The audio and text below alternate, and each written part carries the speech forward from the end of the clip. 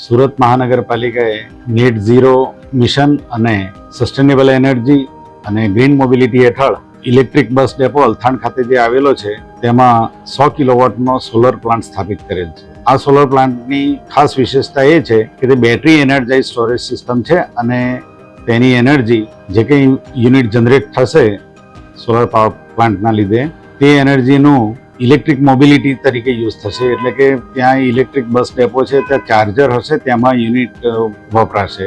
હવે આપણે ગ્રીન મોબિલિટીમાં આ સુરત મહાનગરપાલિકા આગળ વધી રહેલી છે. તેનો આ પાયલોટ પ્રોજેક્ટ છે અને ભારતભરમાં આ પ્રથમ પ્રોજેક્ટ છે ગ્રીન મોબિલિટી માટે બેટરી એનર્જાઇઝ સ્ટોરેજ સિસ્ટમથી. આ battery energize storage system 100 kilowatt ક્ષમતાની છે અને તેના વડે આપણે લગભગ વાર્ષિક 1 લાખ જેટલા યુનિટ જનરેટ થશે અને સુરત મહાનગરપાલિકાને અંદાજે 6.5 લાખ રૂપિયા જેટલી વીજળીમાં બચત પણ થનાર છે. આ પ્રોજેક્ટ વડે આપણે ગ્રીન મોબિલિટીને પ્રોત્સાહન મળવાનું છે.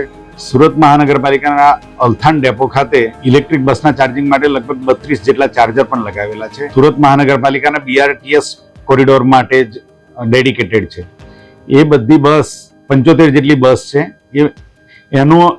એના ચાર્જર ત્યાં લગાવવામાં આવેલા છે.